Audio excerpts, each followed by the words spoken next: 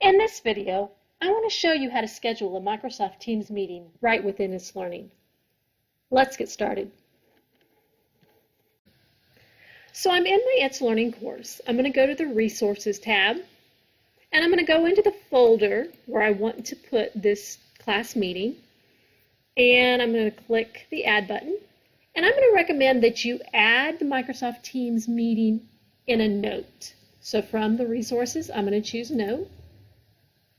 I'm going to give it a title. I'm just going to say it's my class meeting for today.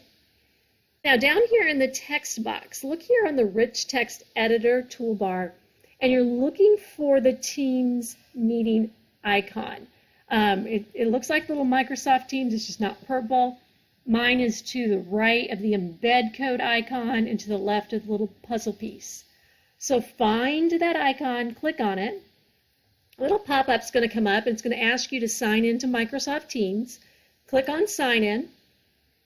Hopefully, if you're on your school laptop, it will automatically go through the sign-in process for you. We'll carry that over from logging onto your computer. If that doesn't work, sign in using your username at forsythk12.org login. Once it logs you in, just click the button to create the meeting link. Put the title of your meeting again, and then set the date and time in which you're going to have this meeting. I'm going to have it today at, I'm going to go for 10:45.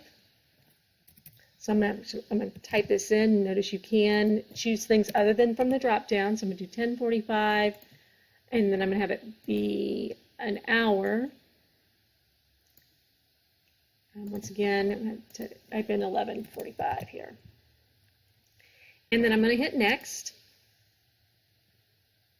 It's then going to show me the title, the date and the time that I chose. Now, there are more options that you can look at. So if I click here on More Options, there are a couple things that are important that you might want to check on here. Who do you want to bypass the lobby? I'm going to go ahead and say everyone, since our students do not sign in using their school account. But it is set up that you have to be in there first, so that is a nice thing. If a student tries to go in before you, they have to wait until you get in. You can decide you want to announce who's leaving or joining. I don't like that just because I don't like to have all those pop-ups or bells or notifications. But here's a very important one: who can present. You probably want to change this to only me. That's going to make it so that students cannot ask if they can take control, or they can't share their screen if you don't want them to. Now, if there is an option or a possibility that you might have students share things, keep that on everyone. But if you're just going to be the one talking, go ahead and change that to only me. Click Save. Okay, that's done there. And so I'm going to go ahead, close that, and I'm going to hit Create. Now, what's going to happen is it's going to put a little placeholder here in that note. And then I can go down here under time span. I would recommend that you set this time span for when you want the item to show up and allow the students to get into the meeting. So I'm going to go ahead, activate now, since I'm going to start this in just a few minutes. And then I'm going to say deactivate it at a specific time. And I'm going to choose today, right after we're done with the meeting, which I set up as 11:45. So I'm going to do it 11:50 and then hit Save. So now here it is in my course. Now you will want to actually put this on your planner so that it'll be easier for the students to find it. So I'm going to go ahead and go to my planner. And I've set up a lesson plan for today. I'm going to go over here to Add, under Resources and Activities. I'm going to add from my course. I'm going to find the folder where I just made this meeting. Scroll down and add that meeting to it. So I'm going to click Add. So now I'm going to go back to the overview page. Hopefully my lesson's going to show here. And here it is. So I'm going to click on it. And when I click on the meeting, It's actually going to ask me, do I want to open in Microsoft Teams or do I do it on the web? If you've got Microsoft Teams loaded on your computer, I would highly recommend you go through the actual application rather than doing it on the web. So I'm going to go ahead and click Open Microsoft Teams. And now it's going to ask me if I'm ready to join. So I'm going to go ahead and click Join Now.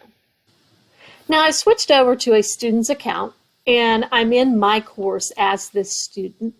We'll see here for the lesson plan for today, I see the class meeting. So I'm going to click on the class meeting. I'm going to click on the link for the meeting. They may not be on a device that would allow them to download the Windows app. They may get different choices here. If they're on a Chromebook, they cannot install it. I'm on my teacher laptop, so it's giving me different prompts here. The laptop knows that I have Microsoft Teams, so it's asking if I want to open that in Microsoft Teams. I'm going to click Cancel.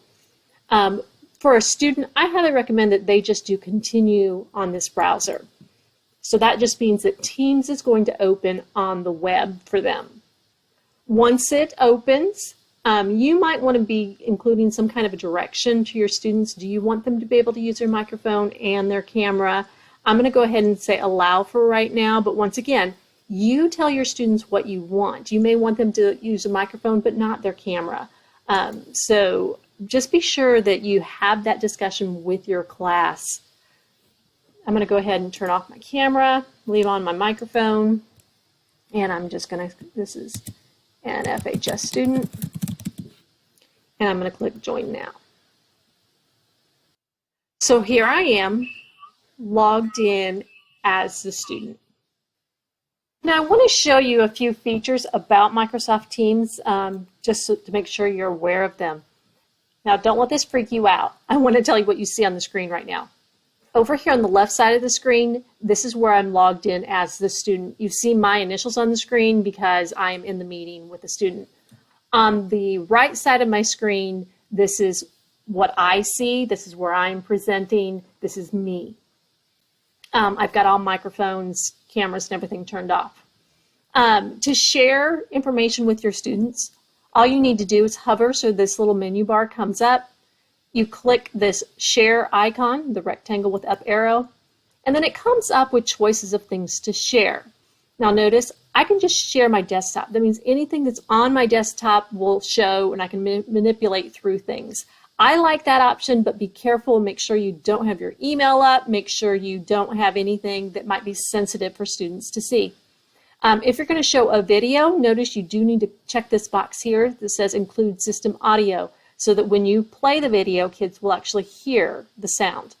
I'm going to click Share Desktop, and then now I am showing my desktop. So I see my It's Learning course over here on the right, and then notice here from the student view, they're seeing my It's Learning course. Now it's looking really weird because I'm doing screen within screen, but I just wanted to show you how that works. When I'm done sharing, over here in the box lower right-hand corner, I just click the X to stop sharing, and it goes back to the main screen. Another thing that's really neat, over here on the student side, they added a feature at the very end of the school year for raise the hand. So if a student has a question, they can click this icon. On your side, you're going to get a little message that says that that student has raised their hand. I can click here on the little participants list and see that. And then notice I could actually unmute that participant, and it's not here right now, but I should be able to unmute them, and then if they do need to talk, they could talk to me, or they could type a question to me. So they could show conversation and they could type to me, and I would see that conversation over here on my chat list as well. And then here's the one final bit. When you are done with the call, you're done, everything is over, you could just click here to hang up, but they added another new feature. So if I click here on the three dots, I can click End Meeting. And what that will actually do is kick everyone out of the meeting. So I'm going to go ahead and click End, and you'll see you're leaving, and then it will also kick the student out of the meeting. So now, if you have actually gone in It's Learning, and you had set it up that that item was going to deactivate at whatever time, that meeting would not show up anymore for the students. But you could also go back to that meeting, and then you can click here on the three dots and just say you want to edit it. I'm going to make it inactive. So active no, hit save. So now when I go back in as the student, I still see that meeting on the plan, but when I click on it, there's no link for them to actually go into. I hope this helps you understand Microsoft Teams meeting in itslearning.